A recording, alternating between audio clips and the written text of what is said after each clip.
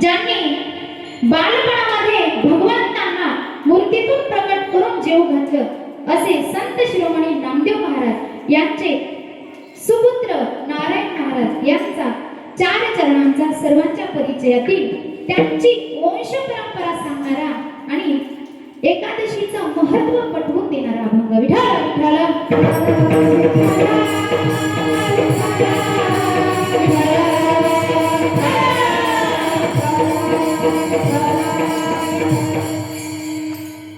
महाराज अभंगामध्ये सांगतात, आम्हा व्रत एकादशी देव केशव तीर्थ तुळसी. महाराज म्हणतात आम्ही व्रत एकादशीच करतो आणि आमचा देव कोणता आहे? केशव आमचा देव आहे. आणि आम्ही तीर्थ कोणतं घेतो? तुळशीचं तीर्थ घेतो. आणि याच्या व्यतिरिक्त आमच्यासाठी कोणतंही साधन नाही. आणि करेनवा साधन आमचा विषय हरी कीर्तन. आमचा विषय फक्त काय आहे? हरीचं कीर्तन करणं. बरं, हरीचं कीर्तन करतो आम्ही. याच्या व्यतिरिक्त काय करतो? संतांची संगत आम्ही कशी करतो? निरंतर करतो. ज्याच्यामध्ये अंतर पडत नाही अशी संतांची संगत आम्ही कशी करतो? निरंतर करतो. संत संगत निरंतर. का तर संत हे प्रेमाचे भांडार आहेत. प्रेम धन हे भांडार. संत कसे असतात? प्रेमाचं भांडार आहेत. म्हणून आम्ही संतांची संगत करतो. आणि याच्या व्यतिरिक्त महाराज म्हणतात की म्हणे विष्णुदास नारा. काय म्हणतात? आमची ऐसी परंपरा. कैसी? आम्ही व्रत एकादशीच करतो. आमचा देव आम्ही पूजन केशवाचं करतो. तीर्थ तुळशीचं घेतो. आणि याच्या व्यतिरिक्त काहीही नाही. फक्त हरिनाम संकीर्तन करतो आणि संतांची संगत निरंतर करतो. असा अभंगाचा सरळ सरळ भावार्थ आहे. विठ्ठल विठ्ठल.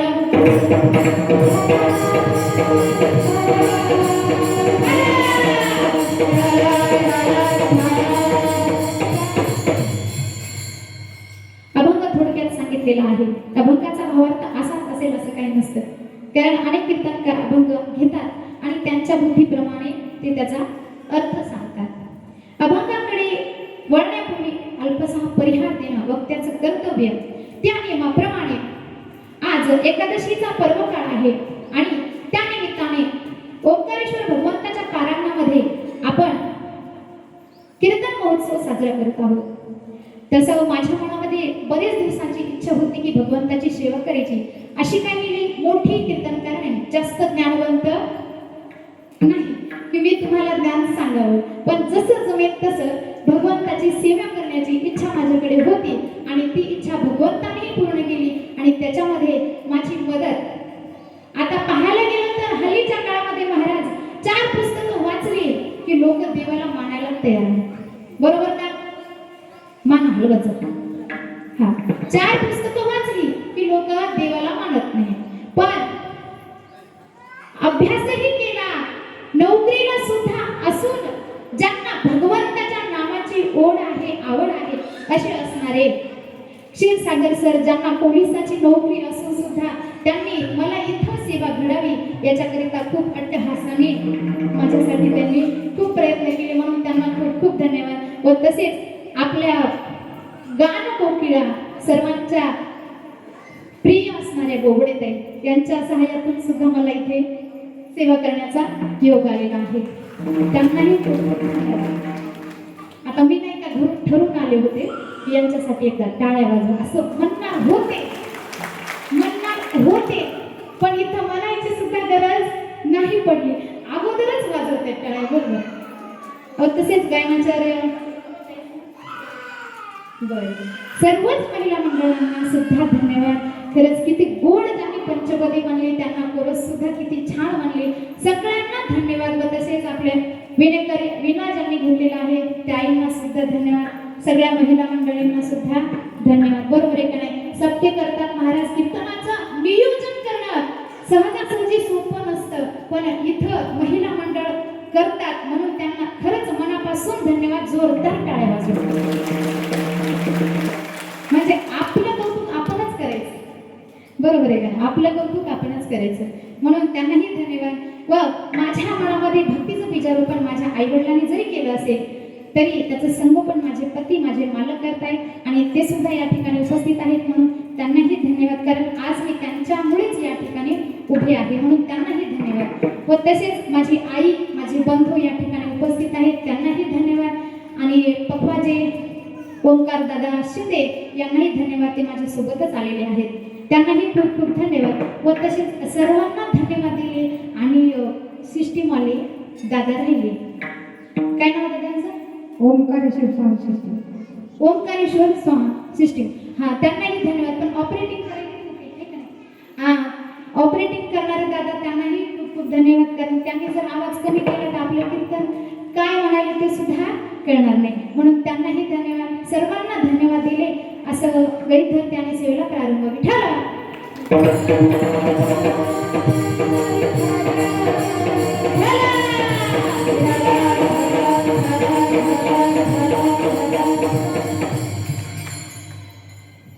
आज एकादशी असल्यामुळे एकादशीचा मी अभंग निवडलेला आहे. नामदेव महाराजांचे पुत्र नारायण महाराज, आता जास्त त्यांचा परिचय नाहीये, बरोबर आहे का नाही? नारायण महाराजांचा खूप मोठा परिवार. नामदेव महाराज एकदा वाळवंटामध्ये गेले आणि वाळवंटामध्ये गेल्याच्या नंतर त्यांच्या कानावरती असा काहीतरी संवाद पडला, जे दोन व्यक्ती संवाद करत होते. काय संवाद करत होते? संवाद त्यांचा असा होता की ते संवाद करत होते, ते बोलत होते एकमेकांना की वाल्मिक महर्षींनी काय केलं तर शतकोटी श्लोकांचं काय केलं? रामायण लिहिलं. कोणी? वाल्मिक महर्षींनी. आता वाल्मिक महर्षी आत्ता नाव पडलं, पण अगोदर काय होतं? वाल्यकोळी म्हणजे एक डाकू होता. मग त्या वाल्मिक महर्षींनी शतकोटी श्लोकांचं म्हणजे 100 कोटी श्लोकांचं रामायण त्यांनी लिहिलं, एक डाकू असून.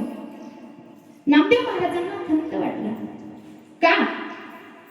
आपण भगवंताचे एवढे जवळचे, स्वतःला भगवंत लोक म्हणतात की नामदेव महाराजांसोबत देव बोलतो, नामदेव महाराजांच्या देव ताटात खातो. नामदेव महाराजांना देव बोलतो, त्यांच्या ताटात खातो. आणि मी एवढा भगवंताच्या जवळ असून सुद्धा मी एकही अभंग लिहिला नाही, असं नामदेव महाराजांच्या मनाला वाटलं. त्यांना वाईट वाटलं, त्यांना खंत वाटला की मी भगवंताच्या जवळचा असून मी काहीच केलं नाही, वृथा म्या आयुष्य गमाविले, असं नामदेव महाराज स्वतःलाच म्हणू लागले. आणि तसं म्हणत असताना त्यांनी त्याच वाळवंटामध्ये काय केलं? प्रतिज्ञा केली, संकल्प केला. प्रतिज्ञा म्हटलं की भीष्माचार्यांचं नाव समोर येतं, बरोबर आहे का? म्हणून नामदेव महाराजांनी प्रतिज्ञा केली. काय केली? वाल्मिक महर्षींनी शतकोटी श्लोकांचं रामायण लिहिलं, तर मी सुद्धा काय करणार? शतकोटी अभंग लिहिणार. विठ्ठल विठ्ठल.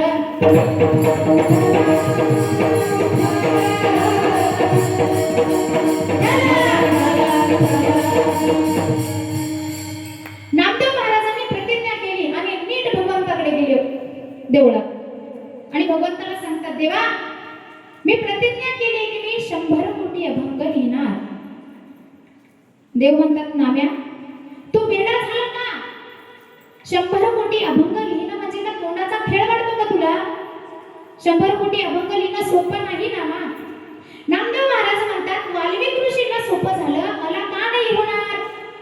तेव्हा भगवंत सांगतात, रे वेड्या, तेव्हा आयुष्य खूप होते, लक्ष वर्ष आयुष्य होते. तेव्हा भगवंत सांगतात, तरी वेळी होती आयुष्याची वृत्ती, आताची अवधी थोडी आहे नाम्या, तू असा वेडेपणा का केलास? तेव्हा नामदेव महाराज देवाला म्हणतात, देवा मला काहीही माहित नाही, मला काहीही माहित नाही, मी शतकोटी अभंग लिहिणार. प्रतिज्ञा केली, मी संकल्प केला आणि ते आता मला पुरवावाच लागेल. आता भगवंताच्या जवळचे नामदेव महाराज, भगवंताच्या जवळचे एवढे जवळचे होते. नामदेव महाराजांनी प्रतिज्ञा केली, पण त्याचं टेन्शन भगवंताला. देवाला विचार केला, नामदेव इतके हट्टाला पेटले की आपल्या शास्त्रामध्ये 3 हट्ट सांगितले. कोणते? राजहट्ट, बालहट्ट आणि स्त्रीहट्ट. हे तिन्ही हट्ट काय करावे लागतात? पुरवावेच लागतात. त्यासाठी एकदा एका राजाला काय झालं? मुलगा झाला होता. नवसाने मुलगा झाला आणि नवसाने मुलगा झाल्यामुळं आणि राजाचा मुलगा असल्यामुळं खूप लाडात वाटला आणि त्याने एकदा हट्ट केला. काय हट्ट केला की मला एक मोठा हत्ती दिसत होता आणि एक छोटंसंच भांड होतं. त्या बाळाने सांगितलं मला ते मोठा हत्ती या भांड्यात घालायचं. आता बाळाचा हट्ट पुरवावाच लागतो, माता माऊल्यांना माहिती आहे, बरोबर आहे का नाही? आता बाळाचा हट्ट पुरवावाच लागतो. माता राजाजवळ प्रधान हा हुशार असायला पाहिजे, बरोबर का नाही? अशा मान हलवत जा.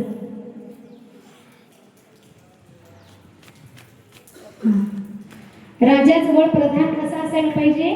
हुशार असायला पाहिजे. त्या प्रधानाने युक्ती केली. काय युक्ती केली? एक कागद आणला, त्याच्यावरती हत्तीचं चित्र काढलं आणि त्या चित्राला असे मस्त रंगीबेरंगी रंग दिले आणि बाळाजवळ नेला. बाळाला म्हणले आता सांग बरं तुला हत्ती कोणता आवडतो? आता बाळाला कोणता हत्ती आवडणार? मोठा का काळा? नाही कागदावरचा आवडणार, कारण त्याला रंग दिलेले होते, रंगीबेरंगी होता ते. त्यामुळे बाळ म्हणाला मला आता कागदावरचा हत्ती आवडतो. आता कागदावरचा हत्ती आवडतो. प्रधान म्हणाले आता सांग बाळा तो हत्ती भांड्यात घालायचा की हा हत्ती? बाळ म्हणाला हा हत्ती. कोणता? कागदावरचा. असा बाळ हट्ट हा पुरावाच लागतो. विठ्ठल विठ्ठल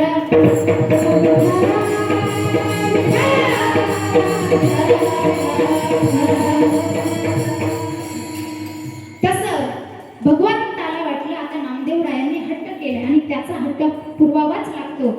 म्हणून भगवंत नदी काठी सरस्वती मातेकडे गेले आणि देवीला विनंती केली की हे सरस्वती माझ्या नाम्याच्या जिव्हाग्री बसावे. सरस्वती मातेला विनंती केली की माझ्या नाम्याच्या जिभेवरती वास्तव्य करावे. कोणाला? सरस्वती मातेला. नामदेवांनी भगवंताने नामदेवासाठी सरस्वती मातेला प्रार्थना केली. का? तर 100 कोटी अभंग लिहिणं सोपं नाही, म्हणून त्याच्या जिभेवरती वास्तव्य करा असं भगवंताने सरस्वती मातेला सांगितलं. सरस्वती माता म्हणाल्या देवा तुम्ही ब्रह्मांडाचे धनी, तो शिंप्याचा नाम्या आणि तुम्ही त्याच्यासाठी माझ्याकडे वशिला लावताय. तेव्हा भगवंत म्हणाले सरस्वती तो नाम्या आहे शिंप्याचा, त्याला माझ्याशिवाय कोणी नाही ग, आणि त्याने शतकोटी अभंग लिहिणार असा संकल्प सुद्धा केलाय, त्यामुळे तुला हा पुरवावाच लागेल. तेव्हा सरस्वती मातेला सुद्धा नाविलाज झाला आणि नामदेवांच्या जिभेवरती वास्तव्य करायला लागले. पण आता शतकोटी अभंग नामदेव महाराजांच्या लिहिणं होणार आहेत का? नाही. म्हणून त्यांच्या घरामध्ये किती जण होते? नामदेवाच्या घरी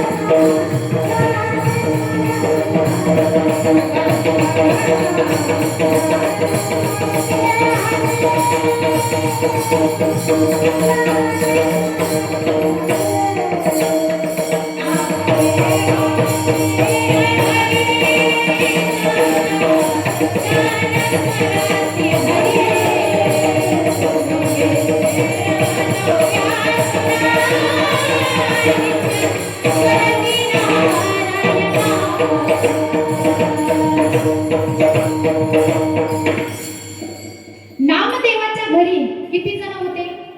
14 जण होते. नामदेवाचे घरी 14 जण स्मरती हरी. चौघे पुत्र चौघ्या सुना नित्य स्मरती नारायण. आता या कलियुगामध्ये एवढा मोठा परिवार तर पाहायला नाही भेटणार महाराज, बरोबर आहे का? हा, आताच कसं झाले, दोनच तोंड आणि खिचडी बोंड, हे का नाही? लग्न झाले कीच म्हणते तुम्हा सांगते येगळं निघा येगळं निघून संसार, असं झाले नाही का? पण त्या नामदेव महाराजांचा परिवार होता. किती होते? त्यांच्या परिवारामध्ये राजाई गोनाई दोघीचा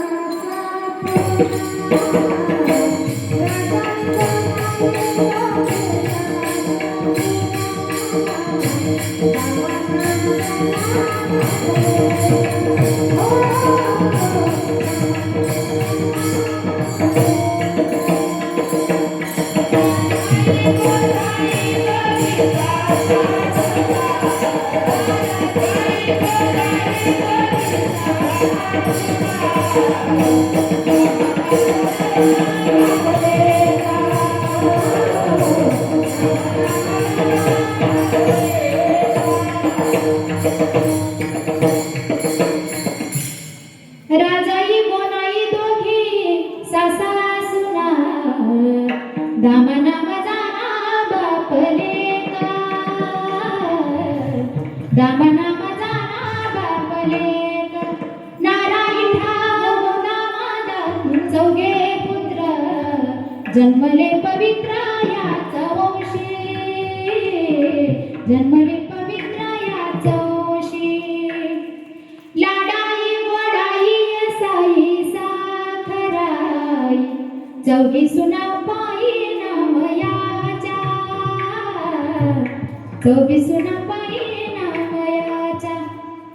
आऊबाई लेकी लिंबाबाई बहिणी वेडी पिसी जाणी दासी त्याची, वेडी पिसी जाणी दासी त्याची. किती? चौघे जण त्यांच्या परिवारामध्ये सदस्य होते आणि 15वी वेडी पिसी जणी दासी त्यांची. एवढे जण अख्खं घरच्या घर बसलं महाराज अभंग लिहायला. घर म्हणजे जवळ वेगळा विचार नका करू, कूलर कपाट फ्रीज असं नाही. घर म्हणजे सदस्य, त्याच्यातले प्रत्येक सदस्य अभंग लिहायला बसले. ज्याच्या त्याच्या पद्धतीने ज्याने त्याने अभंग लिहायला सुरुवात केली. त्याच्यामध्ये 12.5 कोटी वाणी जनाईची, त्याच्यामध्ये 1.5 कोटी वाण अभंग नारोबा महाराजांचे, ते नारायण महाराज आणि त्या नारायण महाराजांचा आजचा अभंग. विठ्ठल विठ्ठल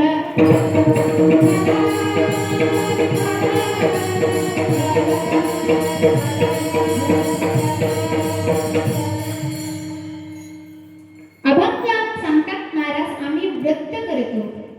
भगवंत स्वतः सांगतात की एकादशी वर हेस्तु व्रतेषु यदुनंदनः भागीरथीच तीर्थेषु देव भक्तेषु वैष्णवा. भगवंत स्वतः सांगतात मला काय आवडतं, 3 गोष्टी आवडतात. कोणत्या कोणत्या? व्रतामध्ये मला काय आवडतं? व्रता माझी व्रत श्रेष्ठ एकादशी,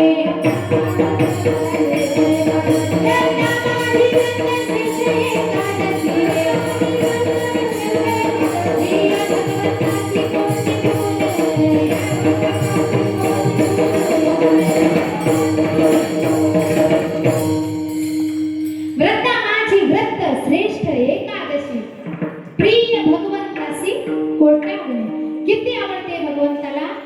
कोटी गुणे भगवंताला फक्त काय आवडतं? एकादशी आवडते. मग काही लोक काय म्हणतात महाराज आम्ही एकादशी करतो. ज्यांनी एकादशी केली ना त्यांनी काय करायला पाहिजे? सोमवार व्रत हे करायलाच पाहिजे. लोक म्हणतात महाराज आम्ही एकादशी करतो आणि सोमवार व्रत करत नाही. पण संप्रदायामध्ये 2 व्रत सांगितलेले आहेत. एकादशीचं व्रत करायला पाहिजे आणि सोमवार व्रत सुद्धा करायला पाहिजे. महाराज म्हणतात व्रत एकादशी सोमवार न करीती काय गती होईल त्याची नेम.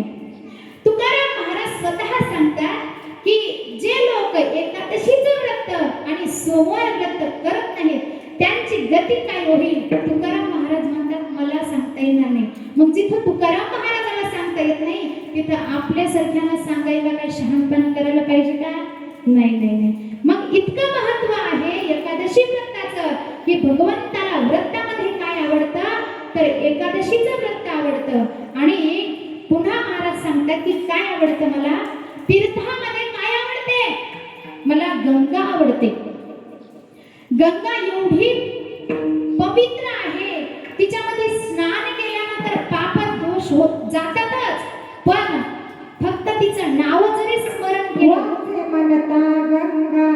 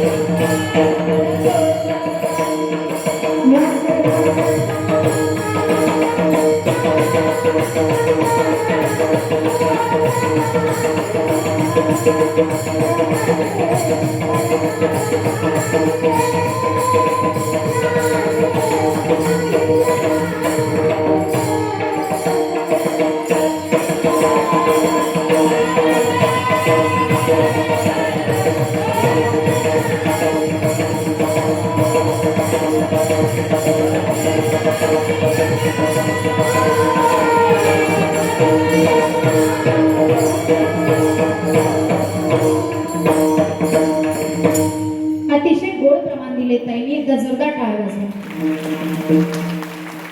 वाचे म्हणता गंगा गंगा सगळं दोष जाती भंगा फक्त मुखाने गंगा गंगा जरी आपण नाम घेतलं तर सगळे पाप आपले काय होतील जळून जातील दूर जातील मग भगवंत सांगतात मला व्रतामध्ये एकादशी आवडते आणि तीर्थामध्ये मला गंगा आवडते आणि भक्तामध्ये कोण आवडतो वैष्णव आवडतो मग भक्तांमध्ये वैष्णव आवडतो आणि तीर्थांमध्ये गंगा आणि व्रतामध्ये एकादशीचं व्रत भगवंताला एवढं प्रिय असल्या कारणामुळेच नारायण महाराज अभंगाच्या पहिल्या चरणात सांगतात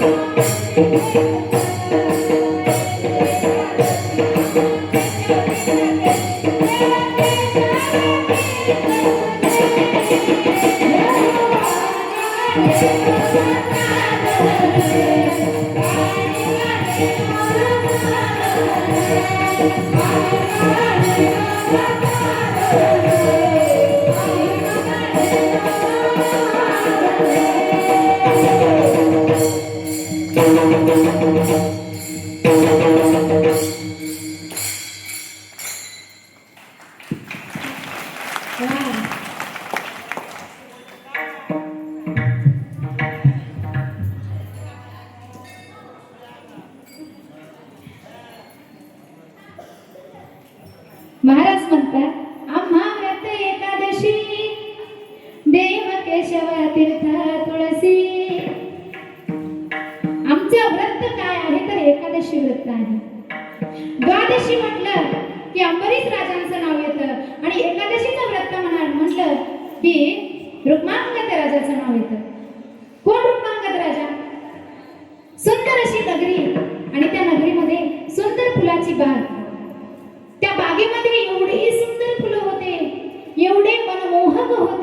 आकर्षित करणारे फुलं, वेगवेगळ्या रंगाचे, वेगवेगळ्या सुगंधाची फुलं. एवढी सुंदर बाग होती आणि त्या सुंदर बागेमधली फुलं चोरीला जात होती. फुलं चोरीला जात आहेत. राजा चिंतेत पडला. कोण नेत असेल माझी फुलं? राजाने एवढा काटेकोर बंदोबस्त केला. खूप तिथं सेवक लावले नजर ठेवण्यासाठी. कोण चोर येतात आणि कोण माझी फुलं चोरून येतात. खूप दिवस झाले, एवढे सेवक लावले तरी चोरांचा पत्ताच लागत नाही. कोण चोर होते आणि कोण फुलं नेते. मग झालं एका दिवशी असं. चोर कुठले होते? मृत्यू लोकातले नव्हते. कुठले होते? स्वर्गातले होते. स्वर्गातले चोर असल्या कारणाने कसे येत होते? विमानाने येत होते. मग या चोरांना, सेवकांना चोर कसे सापडतील? पायानं आले असते तर सापडले असते. विमानातच येतात. विमानातच कुठं? बागेतच विमान उतरवतात. मस्त फुलं तोडतात. जे पाहिजे तेवढे, जेवढे पाहिजे तेवढे फुलं तोडतात आणि वरच्या वरच निघून जातात. मग या सेवकांना कसे चोर सापडतील? डोळ्यात तेल घालून उभं राहिले. चोर काय सापडेना. चिंतेत पडले सगळेजण. राजा तर अति चिंतेत होता. मी एवढी सुंदर बाग केली आणि त्यातली फुलं चोरीला जात आहेत आणि चोर कोण आहेत हे समजतच नाही. विठाल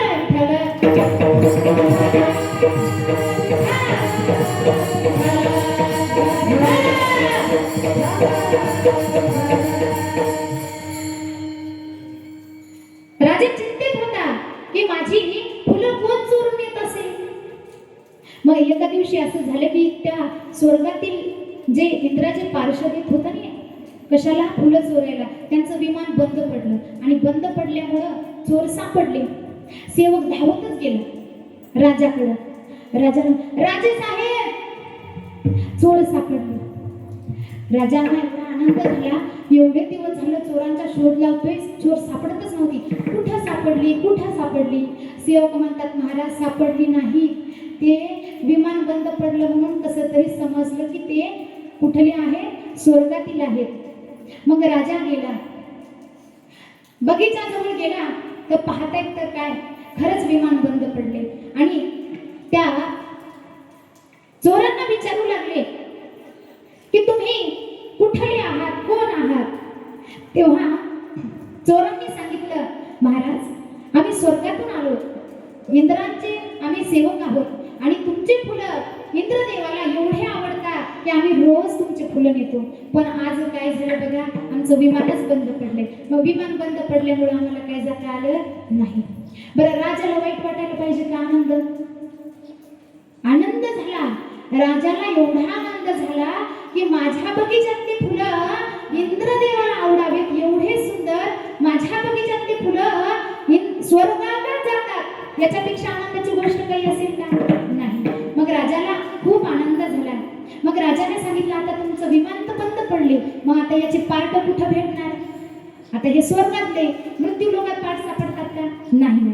याला आता स्वर्गातच नीट करावं लागेल. मग आता याचं कसं उडणार ते? आता अवघड झालं. तेव्हा सेवक म्हणाले, महाराज हा मृत्यू लोकच आहे ना? तेव्हा राजा म्हणाला, हा मृत्यू लोकच आहे. काय झालं? तेव्हा ते चोर म्हणजे इंद्राचे सेवक, ते सेवक म्हणतात, महाराज या मृत्यू लोकामध्ये जर कोणी एकादशीचं व्रत केलं असेल तर त्याच्या फक्त स्पर्शाने आमचं विमान काय होईल? उड्डाण होईल. विठाला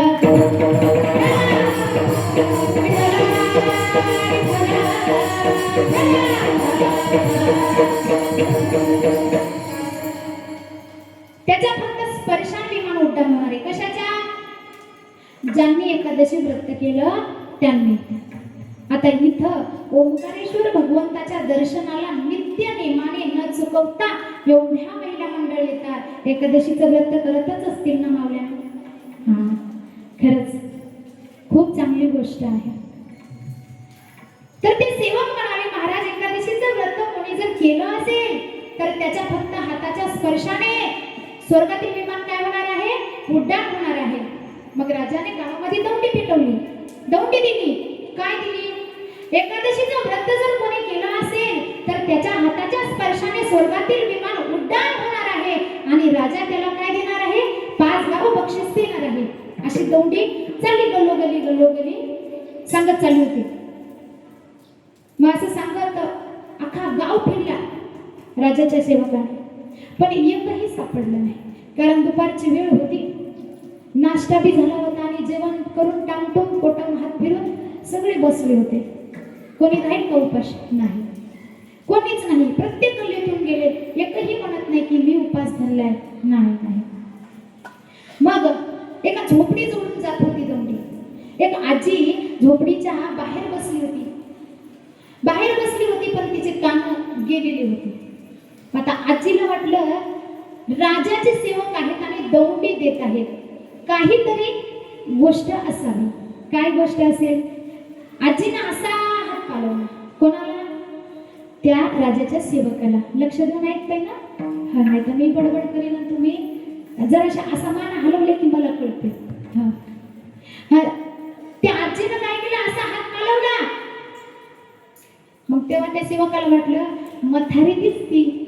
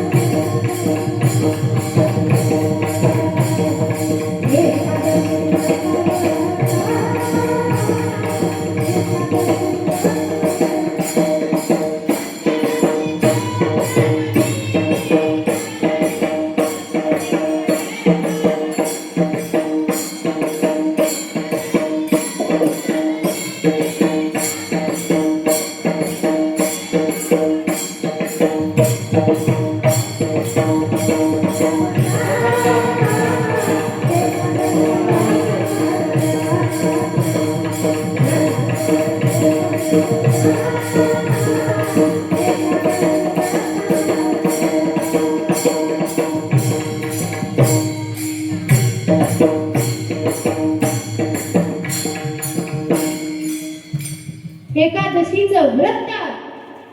आईसाठी एकदा जोरदार टाळ्या वाजवा. माईक नव्हता म्हणून काय समजलं. एकादशीचं व्रत त्या सेवकांना वाटलं या म्हातारीनं केलं असं. आता म्हातारी होती, म्हातारी असल्यामुळे आपल्याला वाटते ना जास्त देवदेव करत असेल, सगळे उपवास करत असेल, हे का नाही? मग त्या सेवकांना सुद्धा वाटलं म्हातारी दिसती या गड्या एकादश आईला असेलच 100%. मग त्या सेवकांना एवढा आनंद झाला. महाराज जवळ गेले आणि म्हणाले आजी तुम्हाला आहे का उपवास? ती म्हणाली बाबा मला ऐकू आलं नाही. दौंडी कशाची आहे? तेव्हा सेवक थोडा जोरात बोलून सांगू लागला आजी स्वर्गातील विमान बंद पडले आणि कोणाला एकादशीचं जर व्रत असेल त्यांच्या हाताच्या स्पर्शाने काय होईल? विमान उड्डाण होणार आहे आणि राजा त्याला काय करणार आहे? 5 गाव बक्षीस देणार आहे. ते सेवक जरा ओरडून म्हणू लागले म्हणून मी थोडं जोरात बोलले. सेवक म्हणाले आजी राजा 5 गाव बक्षीस देणार आहे. मग आजी तुम्हाला उपवास आहे का? व्रत आहे का? आजी म्हणाली नाही बाबा मी ते जेवण करून बसले. मग माझी सूनबाई उपाशी आहे. बरं माझी सूनबाई. तुमच्या सूनबाईनं व्रत केलंय का? नाही व्रत काही नाही कळत आम्हाला, पण ती उपाशी आहे सकाळपासून. काही खाल्लं नाही, पाणी सुद्धा प्याले नाही. काऊन करा? तिला नवऱ्यानं हाणले. सकाळी तिला नवऱ्यानं हाणले म्हणून तिनं काय केलंय? जेवणावर राखाडले. असते असते का नाही? नवरा बायकोमध्ये भांडणं चालूच असतात हे का नाही? आणि जिथं भांडणं असतात तिथंच प्रेम असते. विठाला विठाला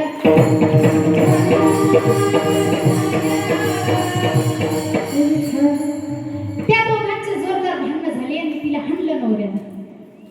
असंच एकदा दोन जोडपे असे जवळजवळ शेजारी राहत होते बघा. हा, दोन जोडपे शेजारी राहत होते आणि एका घरामध्ये एवढा कल्ला रोजबी एवढा धिंगाणा, हे तिला म्हणते ते तिला म्हणते, जोरदार भांडणं दोघांची. आणि मग एका दिवशी त्या दोघा नवऱ्याने ठरवलं, बायको म्हणते बघा बरं आपल्या शेजारी किती शांतता असते, तिथं मी दोघं राहतात नवरा बायको, त्यांच्यात भांडणं होत नसतील का? बायको नवऱ्याला म्हणते. मग नवरा म्हणते हो ग तुझं बरोबर आहे, चल बरं आपण विचारून येऊ का? मग गेले दोघं त्या जोडप्याला विचारायला. कोणाला? शेजारच्या जोडप्याला. मग त्या शेजारी जोडप्याला विचारायला गेलं, तुमच्या दोघांमध्ये भांडणं होत नाहीत का? ते म्हणले हा होतात की. मग तुमच्या घरात आवाज तर कसाच येत नाही? ते म्हणले ते कसं आहे माहितीये का, जास्त हसण्याचा आवाज कशामुळे येते? ती स्वयंपाक करत असते आणि मी बसलेला असतो, काही म्हणलं तिनं बेलन फेकून हाणलं, लागलं की ती हसती आणि भुकलं की मी हसतो. विठायला विठायला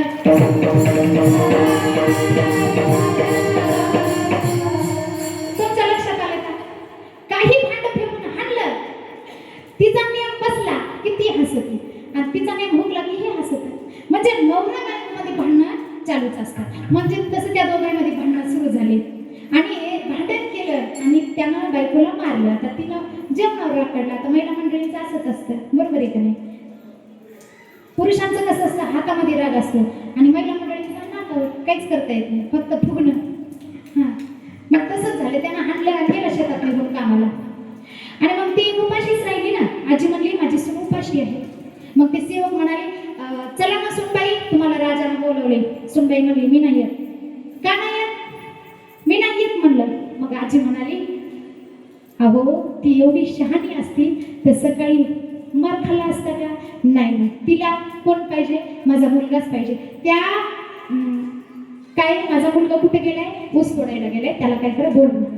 हे सेवक गेले आणि त्यांना सांगायला लागले अहो तुम्ही इथं ऊस तोडीत काय बसलाय, चला तुमचं भाग्य उदयाला आले. त्याच्या लक्षात नाही आलं हा काय म्हणतोय. तुमची बायको उपाशी आहे आणि तिला एकादशीचं व्रत घडल्या कारणाने तिच्या हाताच्या स्पर्शाने विमान उड्डाण जर झालं तर राजा तुम्हाला काय करेल? 5 गाव बक्षीस देणार आहे. मग तुमचं भाग्य उदयाला आलं का नाही? तो तर उड्या मारीतच निघाला घरी. पण त्याला माहित होतं आपली एकादशी कशी आहे, है की नाही? तुमच्या लक्षात येते का मी काय म्हणते? त्याला माहित होतं आपली एकादशी कशी आहे. मग त्यानं तिथूनच भला काय केला? शबरीचा वल्ल दांडकं काढलं. कशासाठी? त्याला माहित होतं आपली एकादशी कोणत्या रंगाची आहे. मग निघाला तसा दांडका घेऊन आला. चल म्हणला आपल्याला राजाकडे जायचंय. ती म्हटली मी नाही, तुम्ही जा. त्यानं असं दांडकं उजारलं की एकादशी स्टँड अप. एकादशी टक्कन उभं राहिली. एकादशी पुढे दांडकं मागं, एकादशी पुढे दांडकं मागं. राजाने बघितलं माझ्या गावातून एक जोडपं येते. काय आनंद झाला राजाला की माझ्या नगरीमध्ये एवढे पुण्यवान लोक आहेत की त्यांच्या हाताच्या स्पर्शाने विमान उड्डाण होणार आहे. राजाच्या डोळ्यामध्ये आनंद अश्रू आले आणि जेव्हा ते जोडपं जवळ आलं आणि त्या बाईला म्हणजे त्या एकादशीला त्या दांडक्याने सांगितलं, म्हणजे त्या माणसानं हात लाव म्हणले विमानाला. ती म्हणली मी नाही. असं दांडकं उजारलं, दोन्ही हात लावलं. कशाला? विमानाला. जसा हाताचा स्पर्श झाला तसं विमान उड्डाण झालं. तिच्या हाताच्या स्पर्शाने विमान उड्डाण झालं. राजाला आनंद झाला आणि राजाला आनंद झाल्या कारणाने राजाने जसं सांगितलं तसं काय केलं? 5 गाव बक्षीस त्याला देण्यात आलं. त्यांची भव्य दिव्य मिरवणूक काढण्यात आली. हत्ती घोडे मस्त राजा रथात आणि त्यांची सुद्धा पालखी निघाली. आणि पालखीमध्ये आता एकादशीला येऊन तिला बसवत नाही तर का? नाही, तिच्यासोबत दांडकं घे. मग ते मुकट्यानं चालवलं नाही, मस्त त्यांचा सत्कार चालू. त्यांची पालखी नाही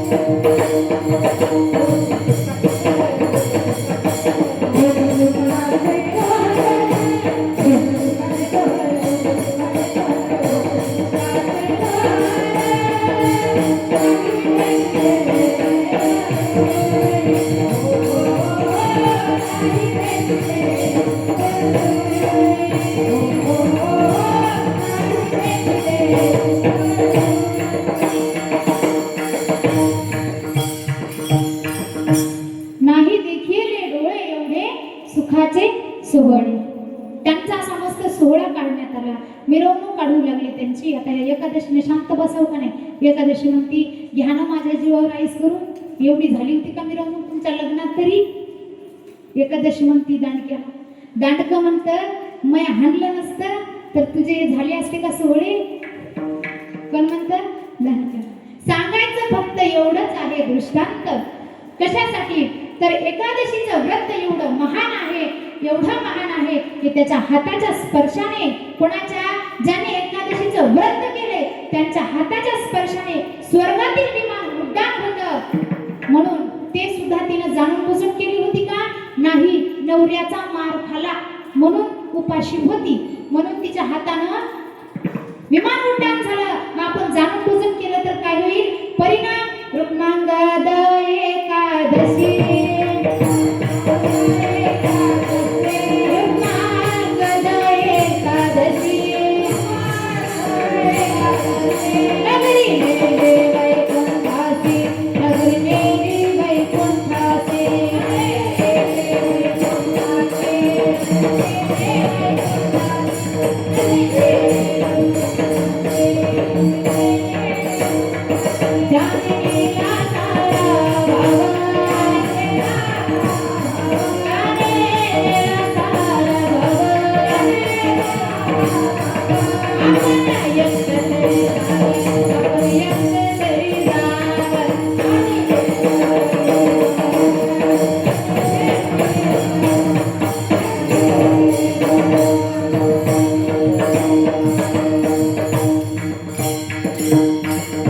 परिणाम तेव्हापासून या एकादशीचं व्रत निर्माण झालं. रुक्मांगद एकादशी, नगरी नेली वैकुंठासी, त्याने नेला सारा गाव. आपण एकटं तरी जावं, आपण एकटं तरी जावं, एवढं एकादशी व्रतामध्ये सामर्थ्य आहे. आणि तेच महाराज म्हणतात की आम्ही व्रत एकादशीचं करतो आणि तीर्थ कोणतं घेतो? तुळशीचं तीर्थ. आणि देव कोणता पुजतो आम्ही? केशव. फक्त देवच नाही तर तिथं नाव सुद्धा दिले काय? केशव. नाही तर हल्लीच्या काळामध्ये लोक देव म्हणले की कोणतेही देव गुंडाळायला लागले, बरोबर आहे का? देव फक्त एकच केशव. या केशव देवामध्ये अर्थ एवढा लपलेला आहे की क म्हणजे ब्रह्मा, म म्हणजे ब्रह्मा, केशव ब्रह्मा विष्णू महेश याचा अर्थ आहे. एका शब्दामध्ये तिन्ही देव आहेत. उत्पत्ती, संहार आणि पालन करणं या तिन्ही देव एकच देव आहे. म्हणून महाराज म्हणतात आमचं व्रत एकादशीचं देव केशव आहे आणि तुळशीचं तीर्थ. याच्या व्यतिरिक्त साधन आहे अभंगाचं दुसरं.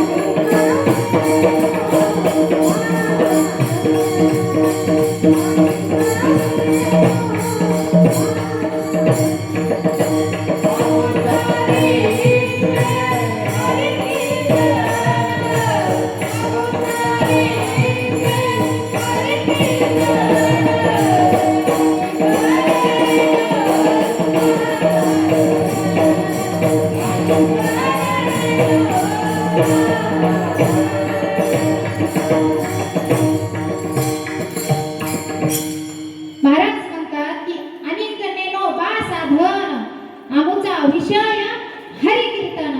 आम्हाला दुसरं साधन काहीच नाही. या कलियुगामध्ये तरी नामसंकीर्तन करण्यासारखं दुसरं साधनच नाही. नामसंकीर्तन साधन पै सोपे जळतील पापे जन्मांतरीचे. कशामुळं? फक्त एक नाम घेतल्यामुळं. मग महाराज म्हणतात आम्ही फक्त काय करतो तर हरीचं चिंतन हरीचं नाम घेतो, हरिनाम संकीर्तनच करतो. आमचा विषयच फक्त ते आहे.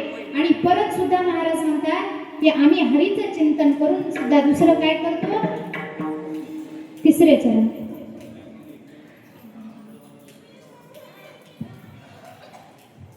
एकदा हात वरी करा सर्वांनी. वारकरी संप्रदायाच्या इमानदारीना सगळ्यांनी ज्यांना आहेत त्यांनी आहेत ज्यांना हात आहेत त्यांना. कसं आहे, नामदेव महाराजांच्या कीर्तनात गोरोबा काकाला हात नव्हते तरी हात फुटले. एवढं सामर्थ्य आहे कीर्तनात. इमानदारीने सगळ्यांनी हात वरी करायच्या. विठोबा रखुमाई, विठोबा रखुमाई, विठोबा रखुमाई, विठोबा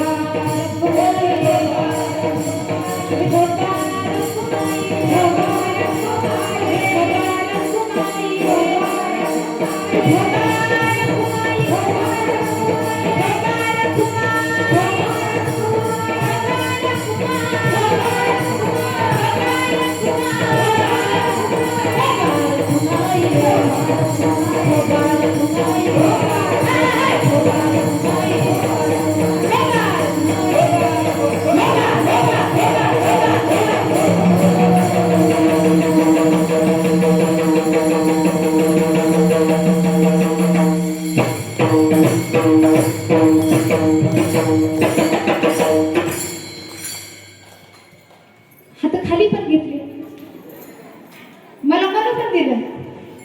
हात वरी करा म्हणावं लागलं, खाली करा म्हणायची गरजच पडली. सांगितलं सगळ्यांनी भजन केलं. महाराज म्हणतात आम्हाला अनेक साधन नाही. आणि अभंगाच्या तिसऱ्या चरणात महाराज म्हणतात संत संगत निरंतर प्रेम धन हे भांडार. संत कसे असतात? संतांची संगत जीवनामध्ये घडायलाच हवी. पाहता गेलो तर घडत नाही का? भगवंताची प्राप्ती जर आपल्याला करून घ्यायची असेल तर काय करावं लागेल?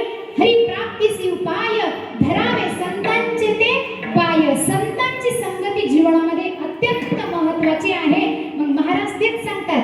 आता कसे पाण्या पावसाचे दिवस आहेत आणि उशिरा कीर्तन सुरू झाले, बरोबर आहे का नाही? बोलायला गेले तर बरंच कीर्तन करता येते, पण पाण्याचे दिवस असल्यामुळे महाराज म्हणतात की जीवनामध्ये संतांची संगत अत्यंत गरजेची आहे. का? संत मायबाप आहेत. संतांना आपला कळवळा येतो. संत आपल्याला जवळ धरतात. म्हणून संतांची संगत जीवनामध्ये करायला पाहिजे.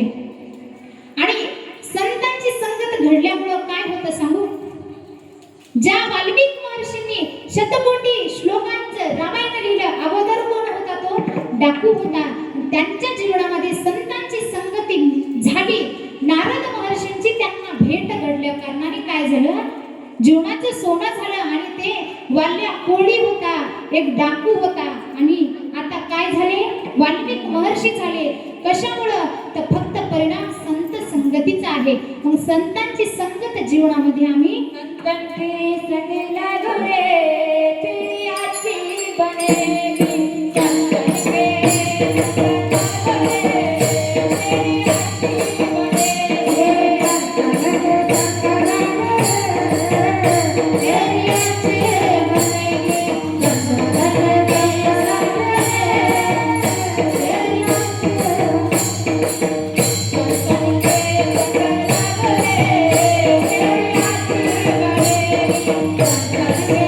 Thank you.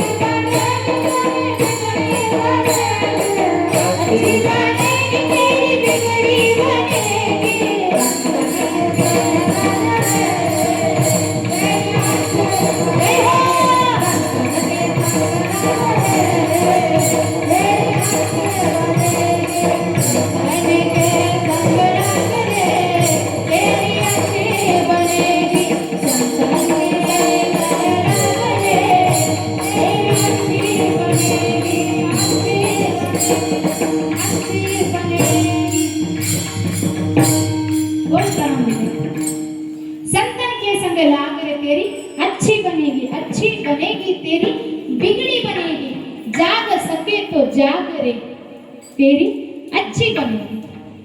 हे जर नाही कळालं पण दुसरं हे जर नाही कळालं. हे जरी नाही कळलं, मला दुसरं हे जरी नाही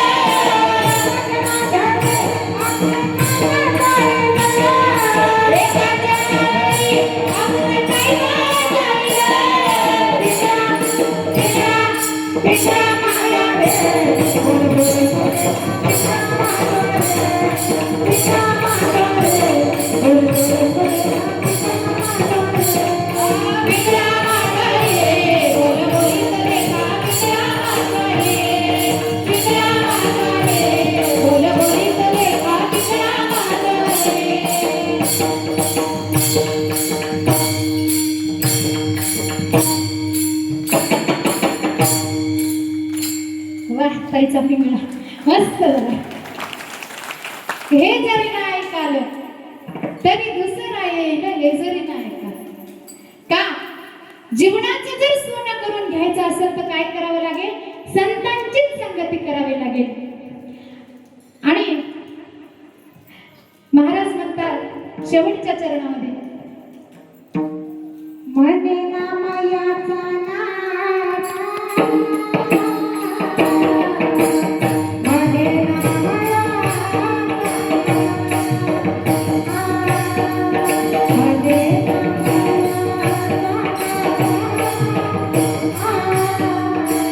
म्हणे ना मायाचा